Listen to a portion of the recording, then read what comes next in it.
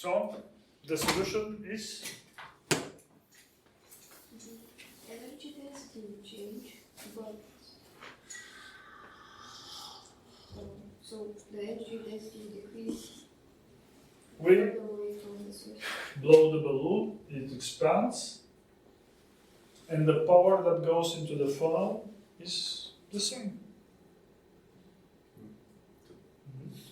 That's the answer.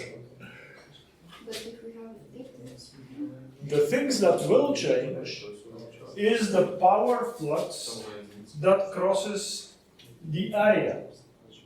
If we increase the size of the balloon, then we'll have more area, but the same power coming into the. That's why the power per square centimeter, let's say, will be Will be less less, because yes. will be distributed on a bigger area. Exactly. But the power per unit angle will be the same. Yes. And this is the two different important things. An antenna pattern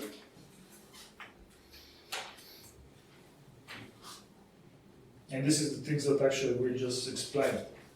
The delta P, the delta power, over the delta space angle is called radiation intensity. And the antenna pattern is the figure of radiation intensity, actually.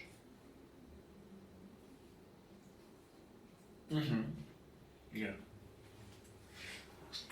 And what is change, if we expand the balloon, is the power flux density.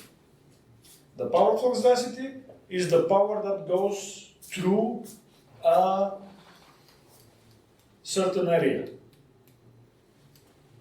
And for astronomers, this is very easy to grasp concept. Yeah. Why? Because on the Earth, how much power comes from the sun per square meter? 1,000 watt. 1,000 watts per square meter, excellent answer. On a geographical area of latitude of Bulgaria.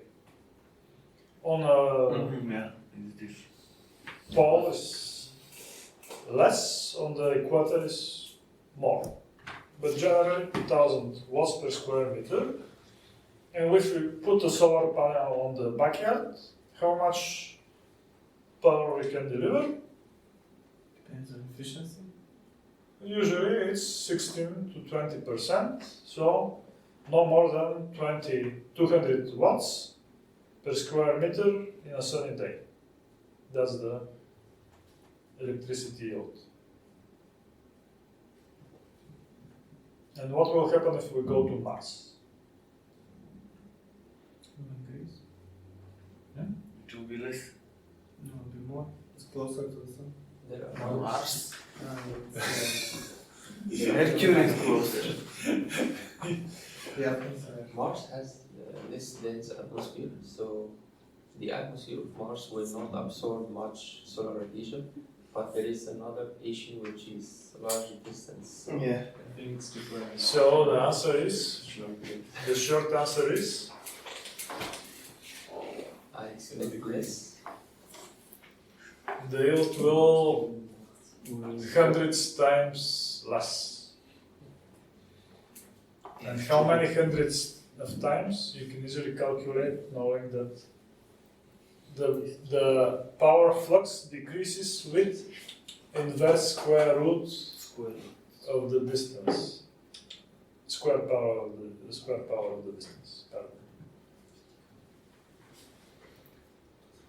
So these are the two important concepts. Antenna pattern, what we see here, is the radiation intensity of the antenna. It tells us to each angle how much. But the actual power that comes to us depends on the distance we are separated from the antenna.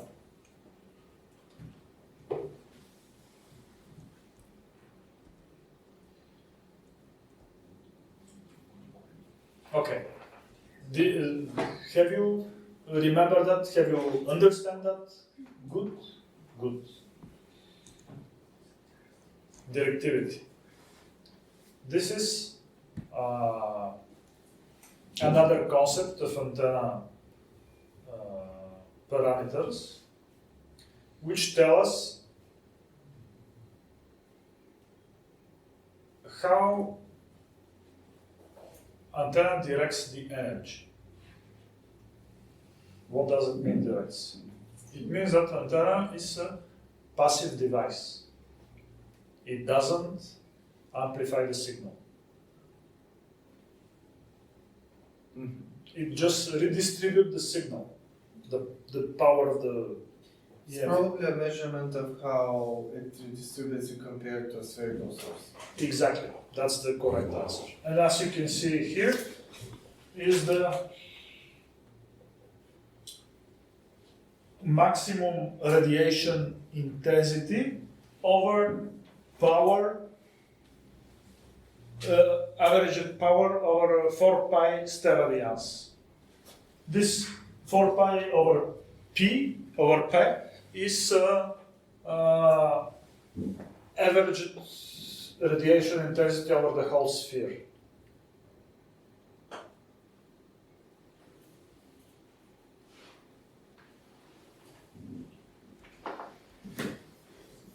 It's not quite obvious right now, but take this case into account.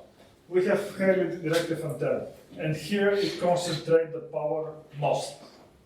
But if the same power you distribute it uniformly with isotropic radiator, then the radiation intensity will be much less but uniform. The difference between this and this is called directivity of the antenna. Its antenna ability to direct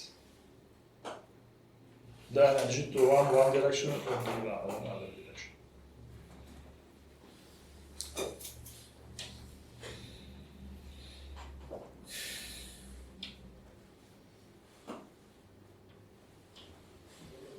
How much?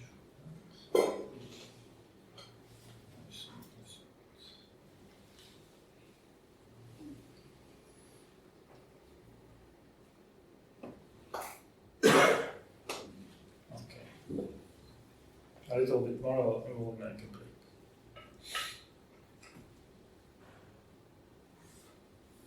After this. And to grasp better on directivity,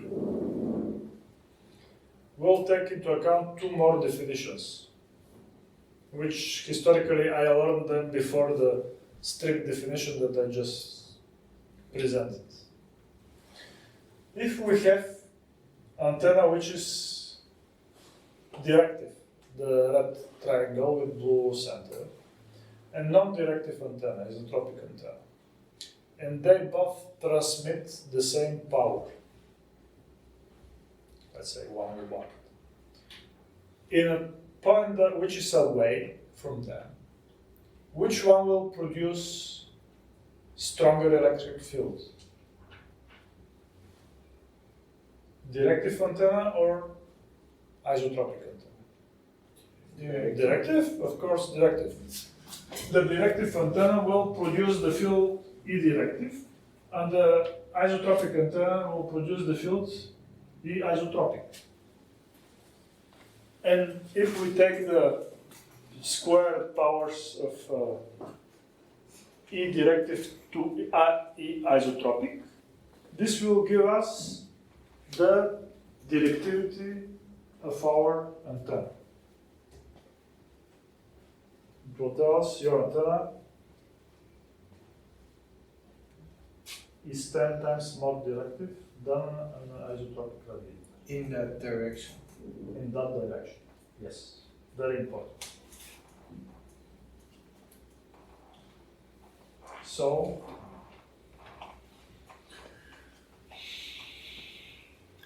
this is the first by explanation. The second one.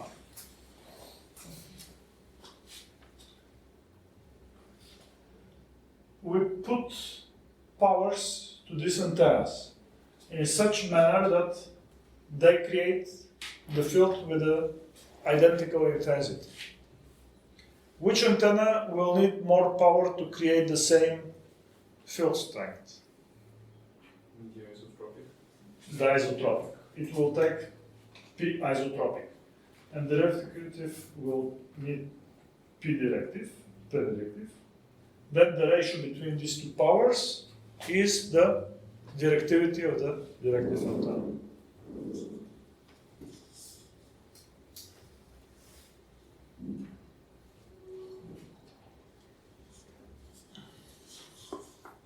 And this is applicable in the reverse. If this point transmits power and we receive with directive antenna P directive and we receive with isotropic antenna P isotropic, the ratio between these two powers will be the directivity of the directive antenna.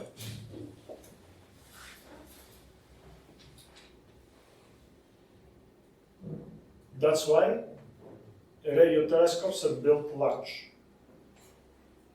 To be directive. yes, to be highly directive. So they can catch weaker signal.